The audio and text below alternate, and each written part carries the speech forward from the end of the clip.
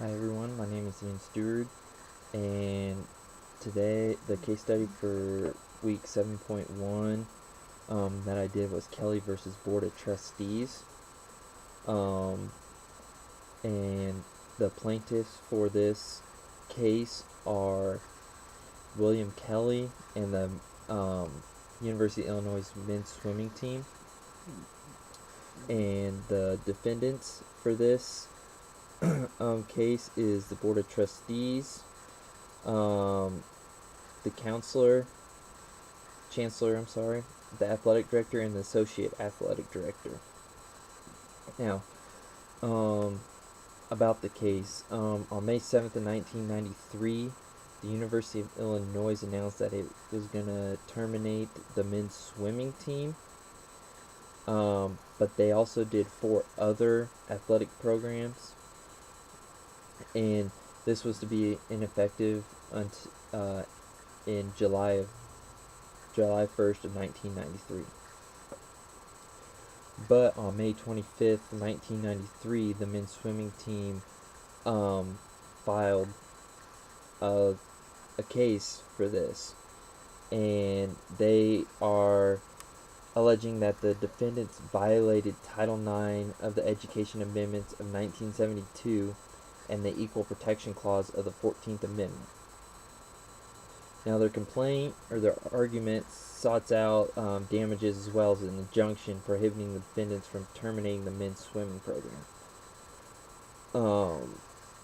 But with this, the defendants' response was they filed a motion to dismiss this because they felt like they didn't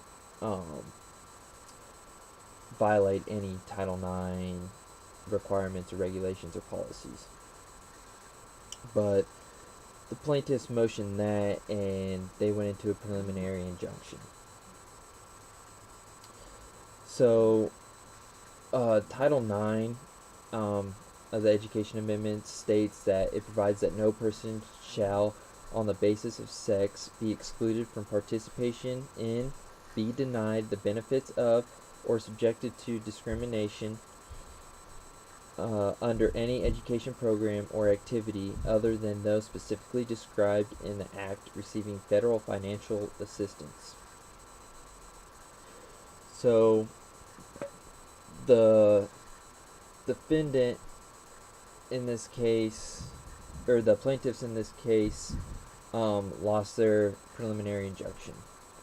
So, they decide now they want to appeal. In 1974, the Congress requested that Secretary of the Department of Health, Education, and Welfare prepare and publish regulations implementing the provisions of Title IX. So, the Department of Health and Education, they set out these regulations or policies, and they listed 9 factors that they believe could help set that nobody should think people were breaking Title IX. But an institution may violate Title IX solely by failing to accommodate effectively the interests and abilities of student athletes of both sexes. So, through the regulations, you cannot determine anything on sex. That's basically what they're saying. But in 1982, the Office of Civil Rights of the United States Department of Education determined the University of Illinois had denied its female students equal athletic opportunities,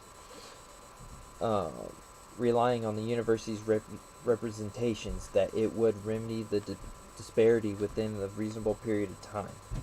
The Office of Rights concluded that school was not in violation of Title IX. But however, a decade later, females in intercollegiate activities was beginning to increase, and it was starting to become disproportionate with the enrollment of females.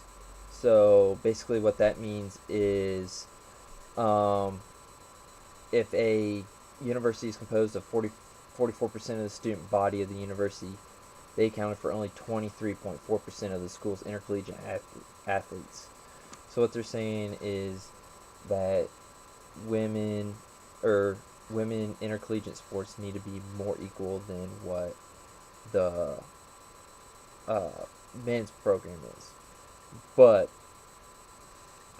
that doesn't mean that you have to have the same amount of sports programs as university programs or as men's program. You just have to make sure that the budgets are the same and they're offering enough so that people are happy. Now, with the termination, one of the arguments that the men's swimming team came up with was that they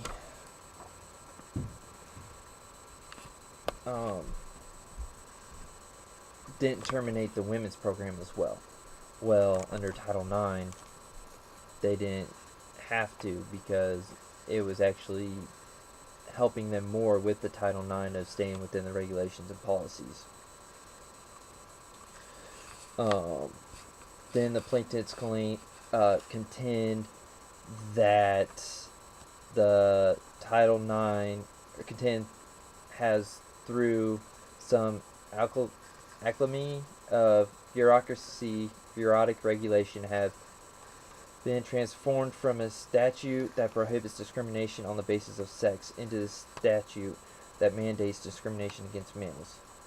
Or later, the university is required by Title IX to eliminate men from varsity athletic competition. Then the same Title IX should require the university to eliminate women from academic departments where they are overrepresented and men from departments where they have been overrepresented. But this is just outrageous. And the board, or the court, they kind of agreed with this, but it's just in regulation that they didn't break any rules of Title IX or the policies. They then the plaintiffs said that they concede the validity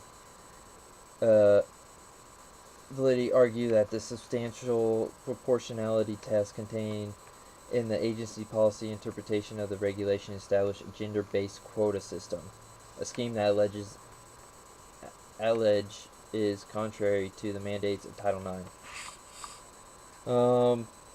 They kind of agreed with them, but not in the terms of so much, because not all teams are required to be co-ed. So that doesn't mean that you have to have a men's and a women's swim team. You could have a men's team in swimming, but not have a women's team, but have a women's team in tennis and not have a men's team. That's kind of like how they're basing it off of. The final argument that they had was that the defendant's decision to eliminate the men's swimming program while retaining the women's program denied them equal protection of law as guaranteed by the 14th Amendment. They do not agree.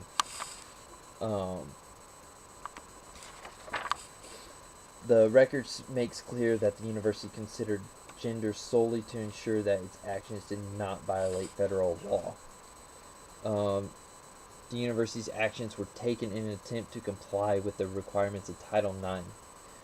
The plaintiff's attacks on those actions is merely a collateral attack on the statute and regulations and is therefore impermissible. So, basically, after going through all these arguments and overviewing them and looking at the arguments that the plaintiffs give in depth more, the district court determined that the University of Illinois' decision to terminate the men's swimming program did not violate Title IX or the Equal Protection Clause. So the final decision is not overturned. It stayed the same. Well, that concludes my presentation. Thank you.